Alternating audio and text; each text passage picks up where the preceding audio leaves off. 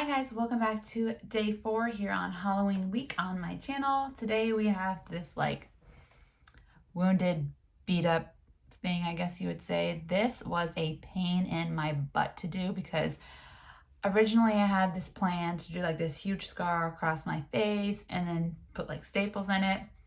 I didn't know what the heck I was doing. I didn't watch any videos. I looked at pictures and I went off of that and I screwed it up so many times. I screwed this up so many times, but I think overall it turned out okay. I'll show you a little close up.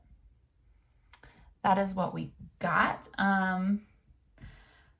This definitely was the hardest thing so far that I have done, and it was really challenging, so I kind of liked it because it put me outside of my comfort zone and made me try something new. So for that, it was kind of cool, but otherwise, awful. And then I tried to do bruises. I'm not sure that they turned out great or not, but honestly, that's all I got for you. If you guys are interested in seeing how to do this little wound stuff, then just keep watching.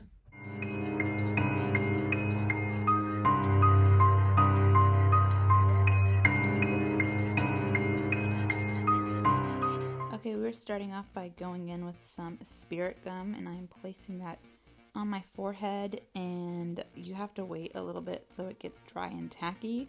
So once it gets dry and tacky, I'm going in with some Vaseline. So the reason why I use Vaseline is because the scar wax is extremely sticky, so the Vaseline helps it to not stick to my fingers. That way I can easily blend everything out, which is what I'm doing now, just blending all of the edges out.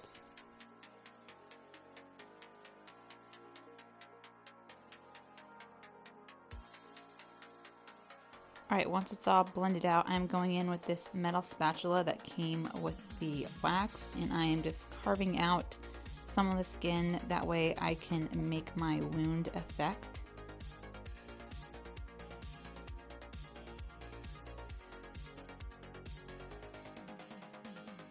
Just blending the edges of it a little more, and then I grabbed this stippling sponge to kind of press on top of the wax to give it a sort of texture, and then going in with some red face paint to build up the wound. I started with the light shade of red, and then I went in with the light shade of fake blood, and then I went in with my deepest shade of the fake blood.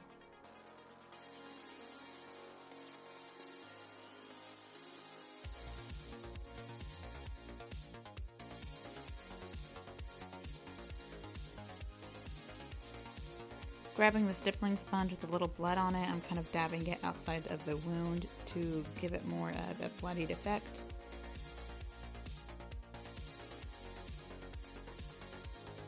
Grabbing a baby wipe, you can use a paper towel or a makeup wipe, and I'm just doing more dabbing and smearing the blood around the wound.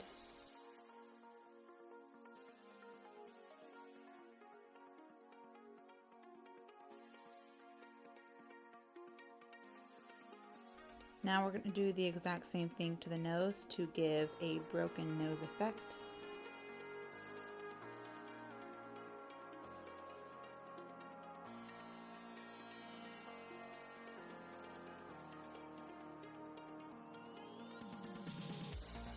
I use the spatula to blend out the nose. If you're going to use the spatula for this, make sure you put, again, the Vaseline on it so it does not stick to the spatula or your fingers.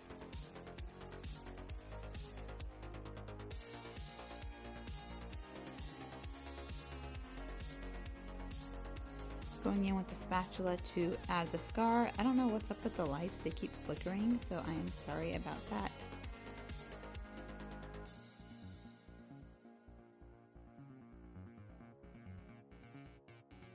Now doing the exact same thing I did before, with starting with the red face paint, then going in with the lighter shade of the fake blood, and then the darker shade of fake blood.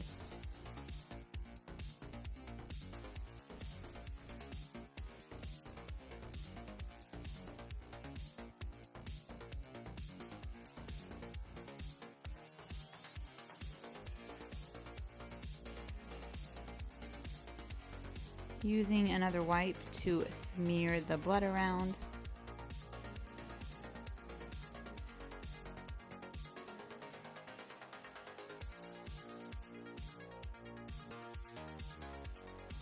Now we're going to create some bruises, mixing a red and purple shade together that I'm placing in the hollows of my eye and then around the wound on my forehead. And then I add a yellow shade to kind of highlight some of it.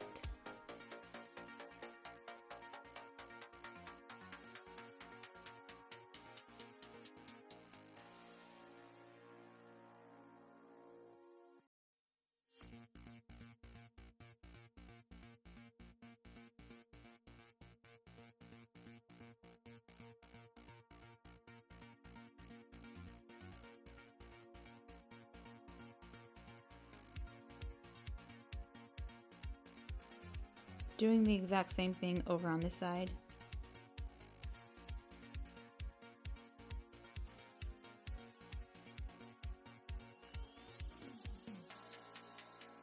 Adding another bruise over by my mouth just because. I used my hand to like mix the shades together. I kind of got a little bit carried away over here and it didn't turn out quite how I wanted, so I ended up having to blend it out quite a bit.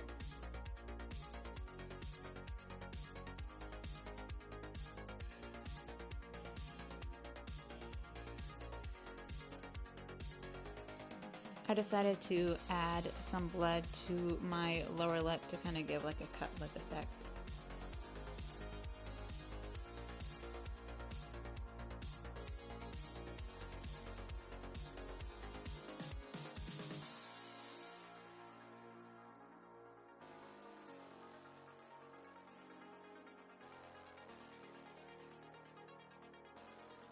Here's the finished look, you guys. Thank you so much for watching. Don't forget to like and subscribe.